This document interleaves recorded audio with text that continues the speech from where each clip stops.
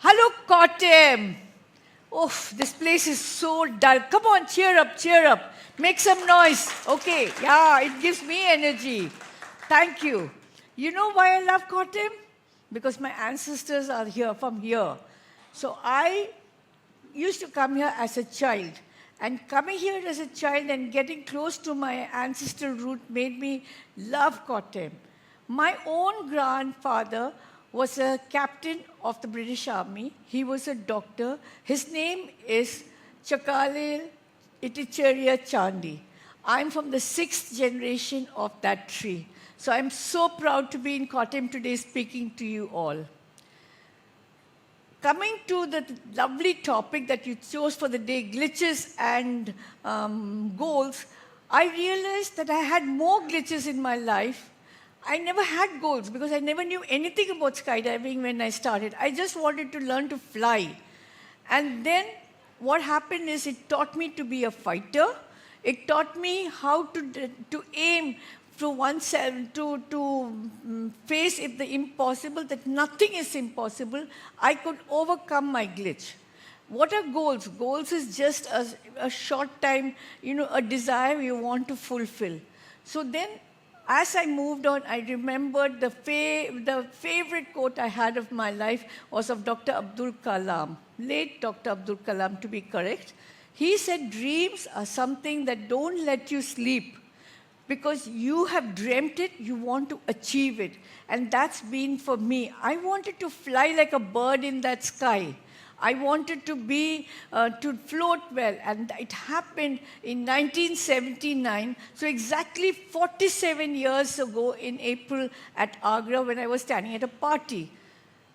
A lady who was an army officer's wife, Chantal, just said, it's sad that no women have joined this course. So I just decided to join. Next day morning, trained for 21 days.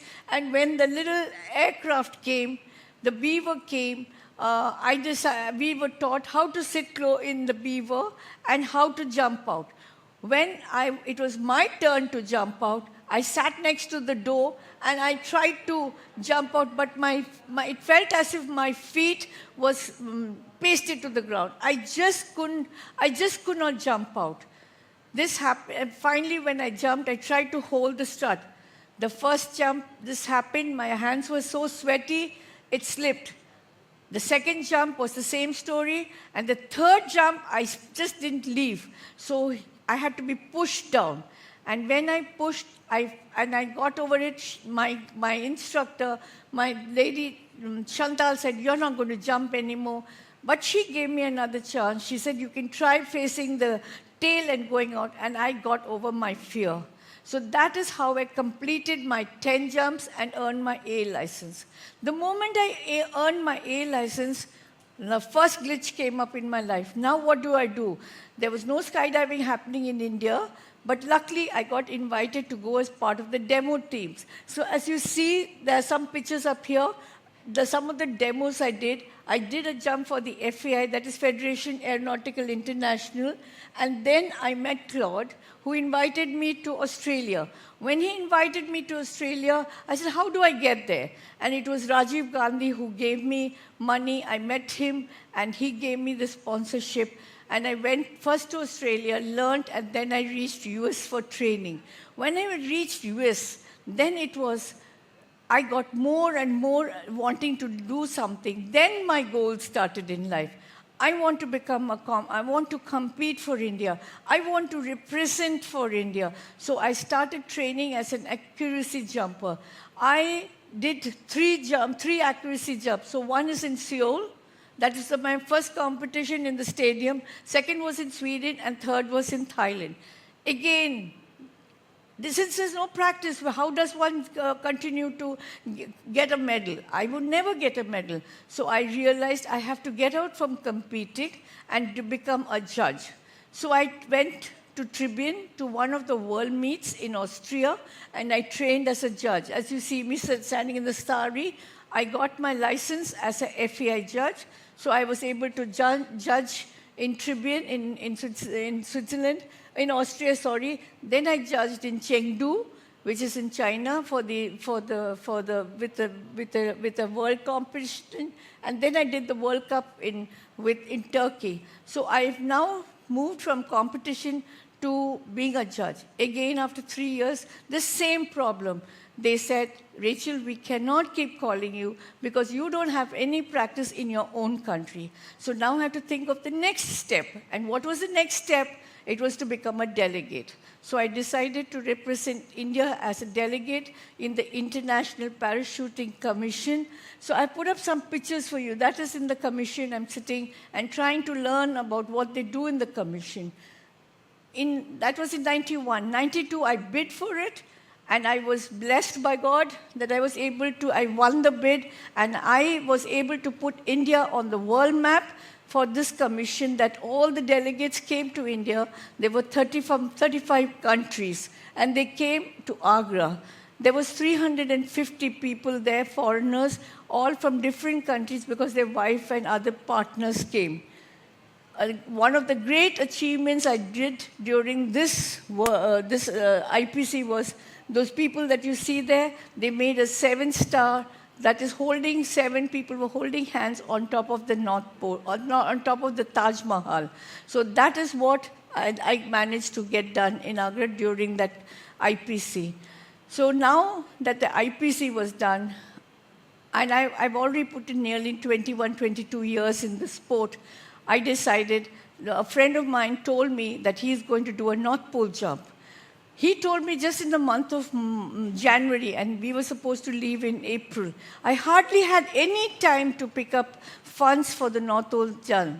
But God was very, very gracious to me. Indian Railways was celebrating their 150th year of being in the country, and because of that, I got money to go to the North Pole and do a jump.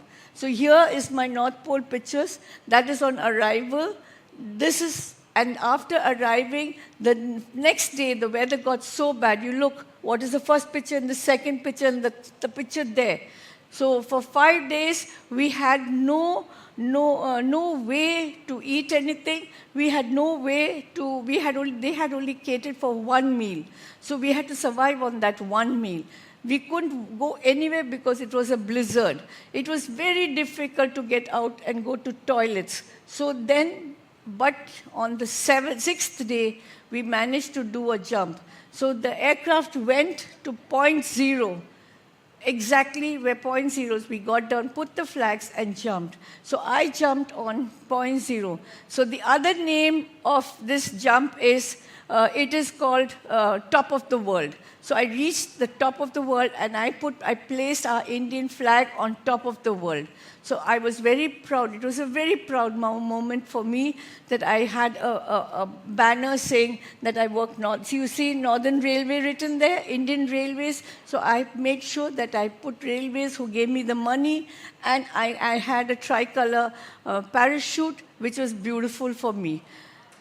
Now comes my rewards. I worked very hard for 23 years. So I put in a lot in skydiving. So because of putting so much, I got my awards. So this award was a blessing in 2025. I never expected this award.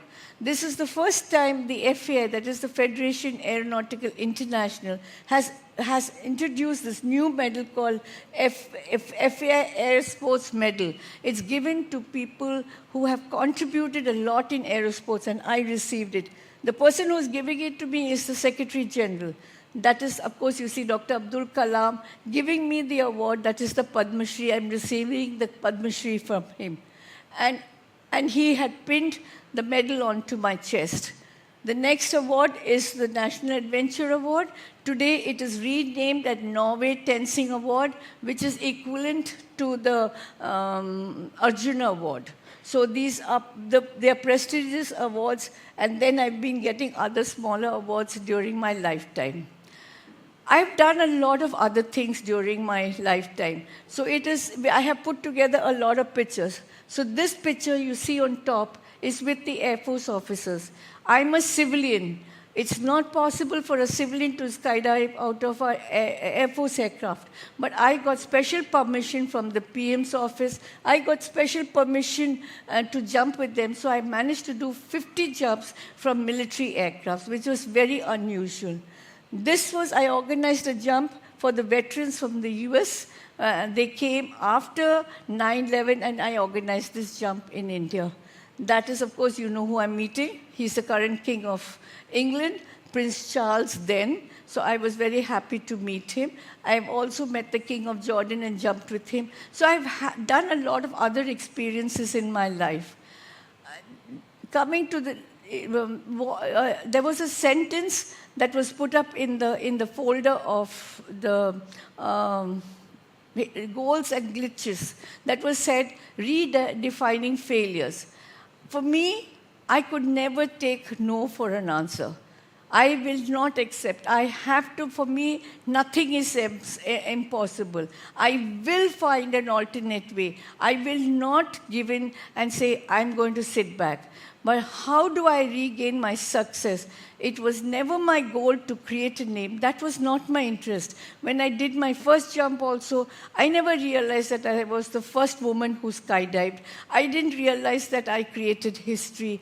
Over and above, I was already a mother of 2 kids, which very few of you knew that when I skydived, that I was already a mom of 2 kids.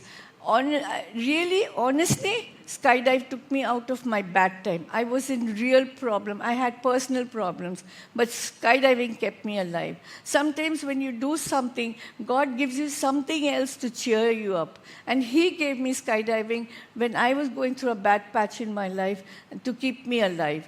My success was overcome through my challenges, and truly when one door closes, Jesus always opened the other door for me. So He planned my path, He planned my journey, He's written my story.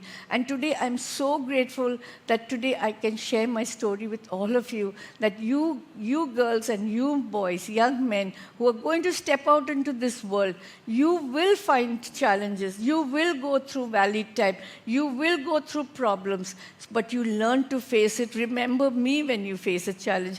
If man can do it, we can do it.